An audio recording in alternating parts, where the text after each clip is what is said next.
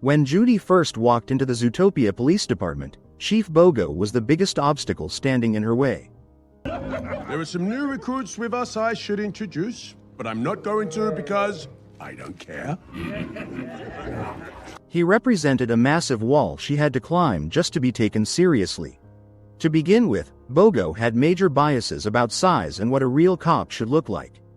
His entire view of police work was based on physical size and old-school ideas about strength. Just look at his department, it was packed with rhinos, elephants, hippos, and wolves. He truly believed that policing was a tough heavy-duty job meant only for massive heavy-duty animals. Because of this, when he was forced to accept Judy onto the force, he was incredibly annoyed. A tiny rabbit completely contradicted everything he believed a police officer should be. When Bogo looked at Judy, he didn't see the star student who graduated at the top of her police academy class. Instead, he just saw a fragile prey animal who was completely out of her depth. I was top of my class at the academy. Didn't forget. Just don't care. Sir, I'm not just some token bunny. He completely wrote off her hard work and success. In his mind, her graduation was just a cheap political trick cooked up by the mayor's mammal inclusion program. He genuinely assumed her badge was just handed to her for public relations, rather than something she actually worked hard to earn. Do you think the mayor asked what I wanted when he assigned you to me? This bias led directly to how he treated her on her very first day. At that exact moment, the department was dealing with a massive crisis. Missing mammal cases were stretching his team to their absolute limits. Yet, instead of testing Judy's skills or giving her a chance to help, Bogo intentionally pushed her to the side. Our first bunny, Officer Hops. Parking duty. Dismissed. Parking duty? By putting her on parking duty, he made a calculated choice to minimize her impact. He wanted to keep her safely out of the way where she couldn't interfere with his real officers. Burying her in low-stakes paperwork and boring administrative chores was a deliberate strategy. Bogo was essentially trying to crush her enthusiasm and break her spirit before she could even start. He desperately wanted her to lose hope, pack her bags, and quit the force on her own. But what Bogo did not count on was Judy's sheer determination. He wanted her to give up, but she was absolutely not willing to let him win that easily. When Judy finally corners Chief Bogo and forces him to let her take the Emmett Otterton case, his strategy completely changes.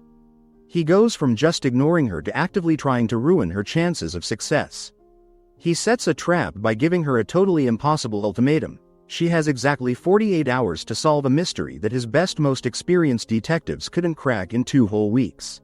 Look, you gave her a clown vest and a 3-wheeled joke-mobile in 2 days to solve a case you guys haven't cracked in 2 weeks? On top of that, he gives her absolutely no resources, no case files, no backup officers, and no digital tracking tools to help her find clues. He also adds a brutal condition that if she fails to solve it in time, she must officially resign from the department. You strike out. You resign. Bogo did all of this on purpose because he wanted to engineer a failure that would force her to quit being a police officer for good. Judy goes through an intense amount of struggle after taking the case. Even though she beats the odds and cracks the mystery, she accidentally causes a lot of pain and suffering for the innocent predators in the city. During a big press conference, she says something she shouldn't have said, which triggers widespread fear and prejudice across Zootopia. This, the 27th such attack, comes just 1 week after ZPD officer Judy Hops connected the violence to traditionally predatory animals. Go back to the forest, predator! I'm from the savannah! Interestingly, by this exact point in the story, Chief Bogo's view of her had already completely transformed.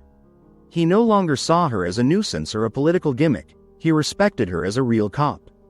The world has always been broken. That's why we need good cops. Like you. However, Judy felt absolutely terrible about the chaos and division her words caused. She felt so guilty that she decided to resign and walk away from her dream job anyway, leaving the force because she couldn't live with the damage she caused. Thankfully, that wasn't the end of her story. Judy eventually finds her spark again, returns to the city, teams up with Nick once again, and cracks the entire conspiracy for good. she blows the whole case wide open by revealing that Assistant Mayor Bellwether was actually the evil mastermind behind the whole plot to turn predators savage. By the time the story wraps up, Chief Bogo is a changed leader.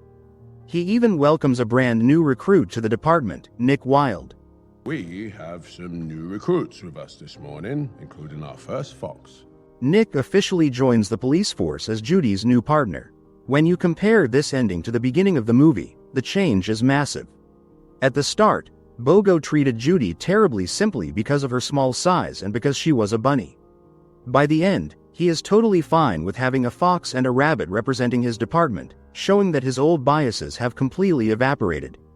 By the time the second movie comes around, that old toxic struggle between Judy and Chief Bogo is completely gone. In fact, things have done a total 180-degree turn. Bogo actually wants Judy and Nick to work closely together because he genuinely likes Judy as a police officer and trusts her instincts.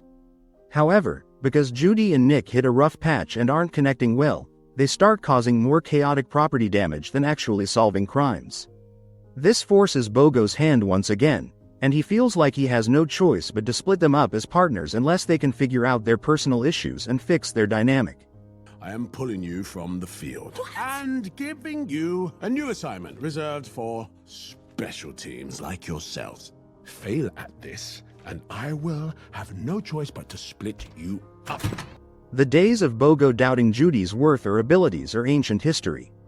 He fully believes in her now, which really highlights just how massive of a wall he was for her to climb when she first started her career as a cop.